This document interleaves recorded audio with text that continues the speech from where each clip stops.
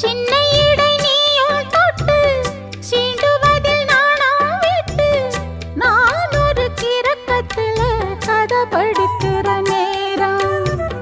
சித்திரம் போல் நீயும் மின்ன சில்மிஷமும் நானும் பண்ண ஆனந்த குளத்தினிலே அலையடிக்கிற காலம்.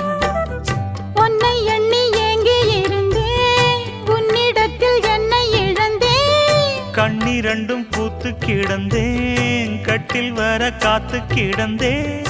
வாலிபம் தவம் இருந்த வேளை வந்ததையா. இளமனசு இனி உனத்தான் விடுமோ நடு சாமத்தில சாமந்திப்பூ ஆள சத்துது என் நெஞ்ச உசுப்புது. நல்ல ராத்திரி